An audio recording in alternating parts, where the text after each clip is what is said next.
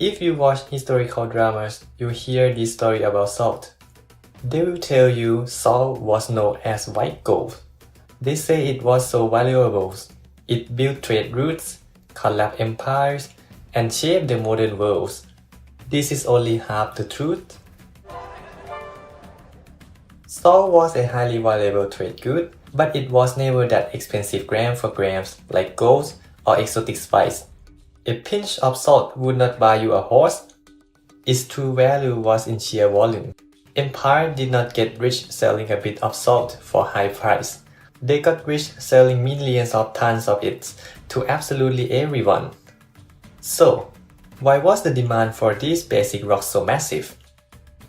Today, we think of salt as just a seasoning to make French fries taste better. It's everywhere, we forgot about it. Human Biology 101. Your body actually needs sodium to function. Your nerve and muscle rely on it. If you do not eat enough of it, you actually die. But you only need tiny amounts for biology. The real reason the world traded mountains of salt was food preservation. In the past, it was not merely seasonings. It was a survival tool. Before refrigerators were invented, winter was a death sentence if your food rotted. The only reliable way to keep meat, fish, and vegetable edible for 6 months was to completely bury them in the salt to draw out the moisture. You didn't need just a pinch of salt for flavor. A single family needed a whole barrel of it just to survive until spring. Producing this massive amount of salt was not magical secret. There were two ways to do it. The first way was coastal drying. You trap the ocean water in a shallow pool, let the sun evaporate the water, and sweep up the crust. The second way was mining. Humans would find a mineral deposit and hit the walls with pickaxe to extract rock salt or halite.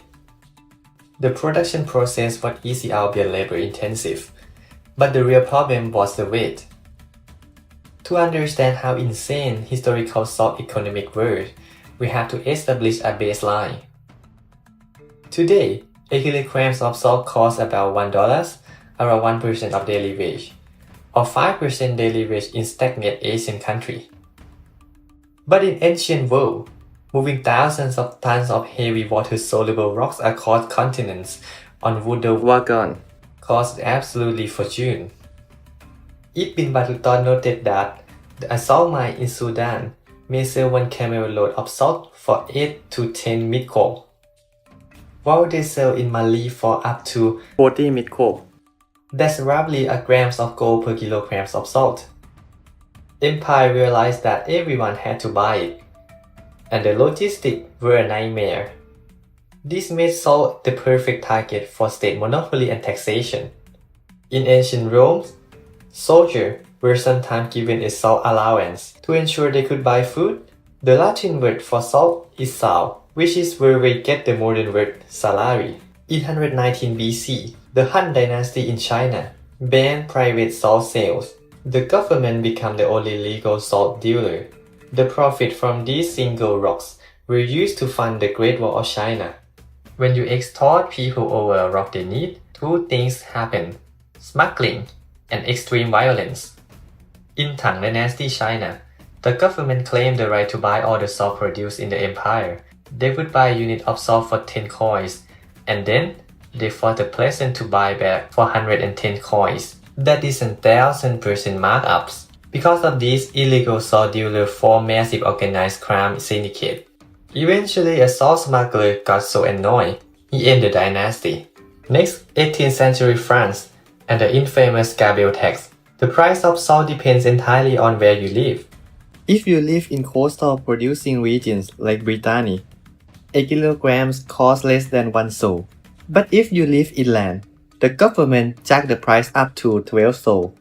An unskilled worker only made about 15 sol a day. You were spending almost your entire day's salaries just to afford 1 kilogram of salt. It gets worse. The French government legally requires you to buy their overpriced salt every year, even if you already had enough, until the people had enough with the king head. Finally, British India. The British Empire enforced a strict salt taxation. They were charging Indians over 13 times more than in Britain for their own local resources. Until in 1930, an Indian lawyer had enough, walked to the ocean, picked up a handful of salt, and said no. The British then promptly arrested 60,000 of people for touching ocean. The era of Salt Empire eventually ended during the Industrial Revolution. Deep drill killed the production cost, railway killed the delivery cost, and the refrigerator killed the demand.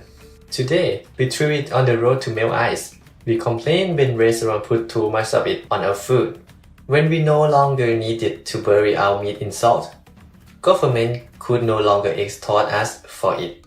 Not to worry, the government found a new consumable resource we desperately need and taxed that instead.